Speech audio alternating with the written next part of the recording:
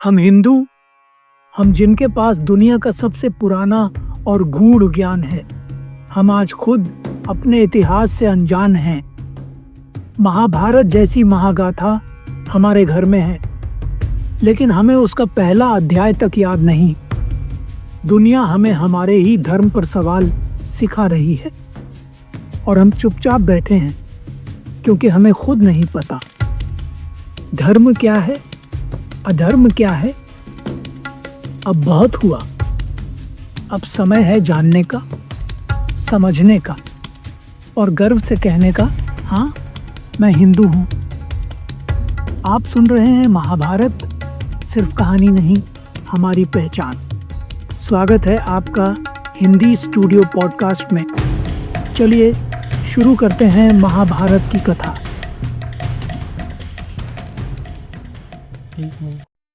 अष्टमोऽध्यायः महाभारत भाग 8। सौतिरुवाच। उग्रश्रवा जी कहते हैं, ब्राह्मण भृगुपुत्र च्यवनन ने अपनी पत्नी सुकन्या के गर्भ से एक पुत्र को जन्म दिया जिसका नाम प्रमति था। महात्मा प्रमति बड़े तेजस्वी थे। फिर प्रमति ने घृताची अप्सरा से रुरु नामक पुत्र उत्पन्न किया तथा रुरु के द्वारा प्रमद्वरा के गर्भ से शुनक का जन्म हुआ। महाभाग शौनक जी, आप शुनक के ही पुत्र होने के कारण शौनक कहलाते हैं। शुनक महान सत्वगुण से संपन्न तथा संपूर्ण भृगुवंश का आनंद बढ़ाने वाले थे। वे जन्म लेते ही तीव्र तपस्या में संलग्न हो गए। इससे उनका अविचल यश सब ओर फैल गया। ब्राह्मण, मैं महातेजस्वी रुरु के संपूर्ण चरित्र का विस्तार पूर्वक वर्णन करूंगा। वह सबका सब आप सुनिए। पूर्व काल में स्थूलकेश नाम से विख्यात एक तप और विद्या से संपन्न महर्षि थे जो समस्त प्राणियों के हित में लगे रहते थे, विप्रर्षे। इन्हीं महर्षि के समय की बात है। गंधर्वराज विश्वावसु ने मेनका के गर्भ से एक संतान उत्पन्न की, भृगुनंदन। मेनका अप्सरा ने गंधर्वराज द्वारा स्थापित किए हुए उस गर्भ को समय पूरा होने पर स्थूलकेश मुनि के आश्रम के निकट जन्म दिया। ब्राह्मण, निर्दय और निर्लज्ज मेनका अप्सरा उस नवजात गर्भ को वहीं नदी के तट पर छोड़कर चली गई। तदनंतर तेजस्वी महर्षि स्थूलकेश ने एकांत स्थान में त्यागी हुई उस बंधुहीन कन्या को देखा जो देवताओं की बालिका के समान दिव्य शोभा से प्रकाशित हो रही थी।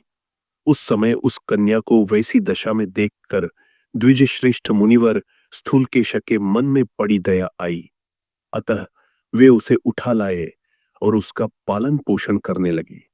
वह सुंदरी कन्या उनके शुभ आश्रम पर दिनों दिन बढ़ने लगी।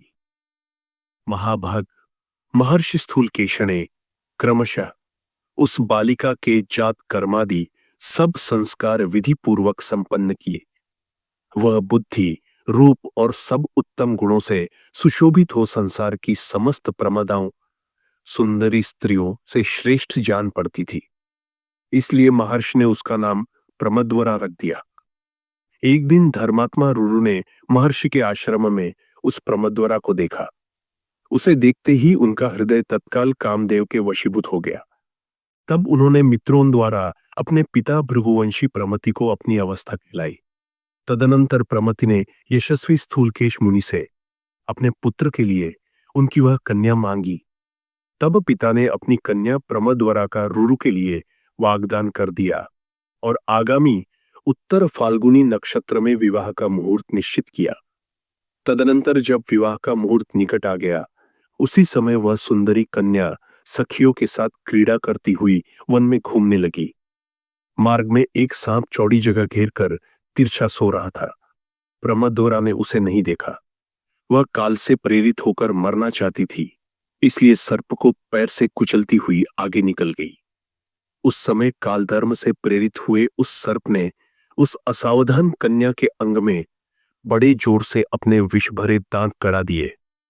उस सर्प के डंस लेने पर वह सहसा पृथ्वी पर गिर पड़ी। उसके शरीर का रंग उड़ गया, शोभा नष्ट हो गई, आभूषण इधर उधर बिखर गए और चेतना लुप्त हो गई। उसके बाल खुले हुए थे। अब वह अपने उन बंधुजनों के हृदय में विषाद उत्पन्न कर रही थी जो कुछ ही क्षण पहले अत्यंत सुंदरी एवं दर्शनीय थी, वही प्राण शून्य होने के कारण अब देखने योग्य नहीं रहेगी। वह सर्प के विष से पीड़ित होकर गाढ़ निद्रा में सोई हुई की भांति भूमि पर पड़ी थी। उसके शरीर का मध्य भाग अत्यंत कृश था। वह उस अचेतनावस्था में भी अत्यंत मनोहारिणी जान पड़ती थी। उसके पिता स्थूल केशने तथा अन्य तपस्वी महात्माओं ने भी आकर उसे देखा। वह कमल की सी कांति वाली किशोरी धरती पर चेष्टा रहित पड़ी थी। तदनंतर स्वस्थ्यत्रेय, महाजानु, कुशिक, शंखमेखल, उद्दालक, कट, महायशस्वी श्वेत, भरद्वाज, कौंडकुत्स्य, आर्ष्टिशेय, गौतम अपने पुत्र रुरु सहित प्रमति तथा अन्य सभी वनवासी श्रेष्ठ द्विज दया से द्रवित होकर वहां आए। वे सब लोग उस कन्या को सर्प के विष से पीड़ित हो प्राण शून्य हुई देख करुणावश रोने लगी। रुरु तो अत्यंत आर्त होकर वहां से बाहर चला गया और शेष सभी द्विज उस समय वहीं बैठे रहे। इस प्रकार श्री महाभारत आदि पर्व के अंतर्गत पौलोम पर्व में प्रमदवरा के सर्पदंशन से संबंध रखने वाला 8वां अध्याय पूरा हुआ। दाक्षिणात्य अधिक पाठ का श्लोक मिलाकर कुल 27 श्लोक है। क्या तुम चाहते हो कि तुम्हारे बच्चों को तुमसे ज्यादा कुछ पता हो? क्या तुम चाहते हो कि तुम्हारी अगली पीढ़ी तुम्हारे इतिहास से अनजान रहे? अगर आज भी तुम्हारी रूह इस कथा से नहीं हिलती तो समझ लो तुम्हें अपनी पहचान से समझौता करना पड़ा।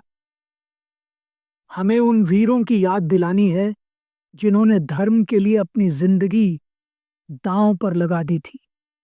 हमें उस बलिदान को याद करना है जिसे इतिहास ने मिटा दिया।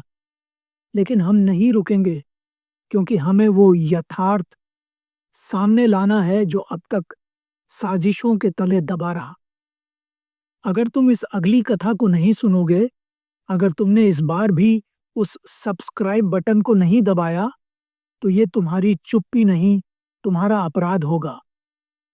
तुम्हें इस धर्म युद्ध का हिस्सा बनना है, तुम्हें अपना कर्तव्य निभाना है। अगर तुम नहीं उठे तो इतिहास खुद तुम्हारे ऊपर खड़ा हो जाएगा और पूछेगा, क्यों नहीं उठे तुम? हमने वादा किया है कि हम जागेंगे और इतिहास को सही रूप देंगे। अब तुम्हारी बारी है। तुम्हें अगली कथा सुनने के लिए तैयार रहना होगा, क्योंकि जब तक तुम जागोगे नहीं, तुम्हारी सच्चाई कभी सामने नहीं आएगी। हमारी अगली वीडियो में वो सच आएगा जिसे तुम छुपाना चाहते हो।